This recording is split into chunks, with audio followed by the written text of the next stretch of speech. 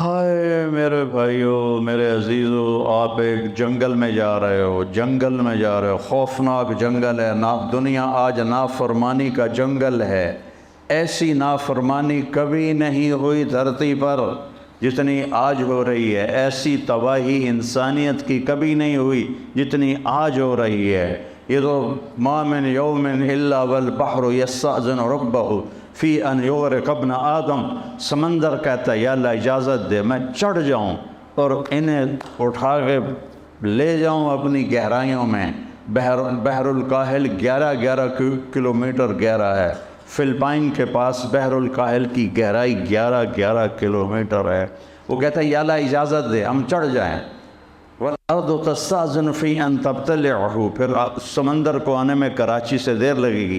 یہ فیصل آباد کی دھرتی پوچھتی یا اللہ اجازت دے میں پھٹ جاؤں اور ان کو نگل جاؤں اور ان کو اندر دھنسا دوں۔ وَالْمَلَائِكَةُ تَسْتَأْذِنُ فِي أَن تُعَاجِلَهُ وَتُهْلِكَهُ، فرشتے اللہ سے کہتے ہیں یا اللہ اجازت دے ہم اتر جائیں اور ان کی گردنیں اڑا دیں۔ اور جس رب کی نافرمانی ہو رہی ہے سبحان اللہ، اس سے تو اسے ہونا چاہیے تھا، پکڑ لو مار دو جگڑ۔ جب ہماری کسی سے دشمنی ہو جائے ہم آخری حد تک چلے جاتے ہیں۔ اللہ کے دشمن بنی بیٹھی ہے دنیا، اور اللہ کہہ رہا ہے کیا کہہ رہا ہے؟ دعو عبدی فانا اعلم بعبدی منکم۔ چلو اپنا کام کرو، میرے بندے کو چھوڑو، میرے بندے کو چھوڑ دو، کچھ نہ کہو، میں جانتا ہوں میرا بندہ کیا ہے۔ ان کان عبدکم فشانکم بہی، تمہارا ہے تو پکڑ لو، اڑا دو، مار دو، ٹکڑے ٹکڑے کر دو۔ وَإِنْ كَانَ عَبْدِي، اگر میرا ہے فَمِنِّي وَإِلَيَّ عَبْدِ، میرا ہے تو میں جانم اور میرا بندہ جانے۔ میرا مِنِّي وَإِلَيَّ، اے کیا محبت کا اظہار ہو رہا ہے نافرمانوں کے لیے۔ یا عبادی، یا عبادی، کون کتنا پیارا ہے اس لفظ میں یا عبادی، یا عبادی۔ کون؟ جو بڑے فرمان بردار ہیں، جو بڑے علامہ ہیں، فہام ہیں، متقی ہیں، تہجد گزار ہیں؟ نہیں، الذین اسرفوا علی انفسہم، جنہوں نے زندگی میں مجھے راضی کرنے کا کوئی کام نہیں کیا۔ اللہ ان سے کہہ رہا ہے اے میرے بندو، اے میرے بندو، میں اس لہجے کو لانے کی کوشش کر رہا ہوں جو اس میں ہے، میں کامیاب نہیں ہو رہا۔ جس محبت سے اللہ اس لفظ میں اپنا اظہار کر رہا ہے، میرے بندو، اے میرے بندو۔ اور کون سے بندو؟ تقوی والے، علم والے، تبلیغ والے، جہاد والے نہیں، الذین اسرفوا علی انفسہم، جن کی ساری زندگی نافرمانی میں گزر گئی۔ عمر تو کٹی عشق بتاں میں مومن، آخر عمر میں کیا خاک مسلمہ ہوں گے۔ مومن کی طرح کہتے پھرو کہ عمر تو برباد کر دی، اب میری توبہ کا کیا فائدہ؟ تو اللہ کہہ رہا ہے لا تقنطوا من رحمت اللہ، نا امید نہ ہو، ان اللہ یغفر الذنوب جميعا، سارے معاف کروں گا، تم آؤ تو صحیح، آنے والو تو۔ من تقرب الی تلقیتہ من بعید، تم سے کوئی ناراض ہو جائے تو اسے منانے جاؤ، وہ تمہارا استقبال کرے گا۔ تمہیں کسی پہ ناراض ہو، تمہیں منانے کے لیے آئے، تم اس کا استقبال کرو گے؟ چاہے اتنے بڑے علامہ ہو اور اتنے سال میری معافی کی باتیں سنی ہیں، پھر بھی تمہارا نفس ایسے کوبرا سانپ کی طرح ابھرے گا کہ اب آ گئے معافی مانگنے، اتنی تم نے میری بے عزتی کی، اتنا تم نے مجھے ذلیل کیا، اب پہلے کر لیتے ہو پھر کہتے ہو معاف کر دو۔ یہ لوگوں سے سنتے ہو تم یہ باتیں، پہلے کر لیتے ہو پھر کہتے ہو معاف کر دو، جاؤ دفع ہو جاؤ۔ اور میرا اللہ کیا کہہ رہا ہے؟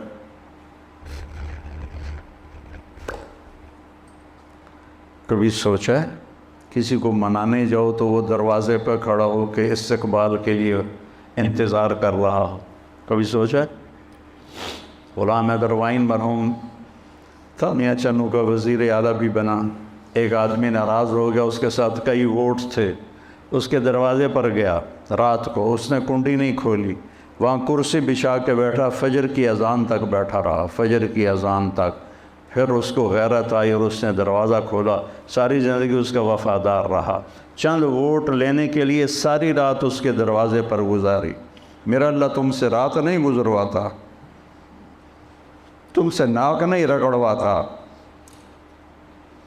اللہ کی محبت کو محسوس کرو اپنی رگوں میں، اپنے خون میں، اپنے جگر میں، اپنے دل میں۔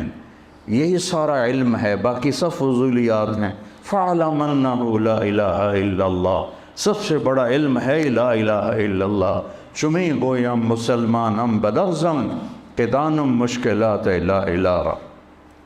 من تقرب الیہ، جو مجھے منانے آتا ہے، تلقیتہ من بعید، میں آگے بڑھ کے اس کا استقبال کرتا ہوں۔ کہیں دیکھا ہے یہ جو میں بتا رہا ہوں؟ بولو۔ اور وہ کیا کر، جو انتم الفقراء واللہ هو الغنی، لو ان اولکم وآخرکم وانسکم وجنکم وحیکم ومیتکم ورطبکم ویابسکم وصغیرکم وکبیرکم کانوا علی اتقى قلب رجل واحد ما زاد فی ملکی شیئا ولو ان اولکم وآخرکم وانسکم وجنکم وحیکم ومیتکم ورطبکم ویابسکم وصغیرکم وکبیرکم وذکرکم وانثاکم کانوا علی افجر قلب رجل واحد منکم ما نقص ذلك فی ملکی شیئا لن تبلغوا ضری فتضرونی ولن تبلغوا نفعی فتنفعونی، تم نہ میرے نقصان کے قابل ہو نہ میرے نفع کے قابل ہو، تم سارے تقوی والے بن جاؤ، تیرے بادشاہ کے ملک میں ایک رائی کے دانے کے برابر اضافہ نہیں ہوتا۔ اللہ نہ کرے سارے نافرمان بن جائیں، اس کی شہنشاہی میں ذرے کے برابر کمی نہیں ہوتی۔ سب سے بڑا علم ہے صرف و ناف سے سکھ ریت روس منصورین۔ خواجہ غلام فرید کو پہلے سمجھو بڑے عالم تھے، عالم تھے بہت، قادری سلسلے کے بڑے صوفیاء میں سے تھے، یہ چشتیہ میں سے تھے۔ سکھ ریت روش منصورین، منصور حلاج کی طرف اشارہ ہے۔ کنٹھا پرکھ کنز قدورینو، ہادی نہ سمجھ ہدایہ، کافی نہ سمجھ کفایہ، کر پرز شرع وقایا، کر پرز شرع وقایا، یہ دل قرآن کتاب ہے۔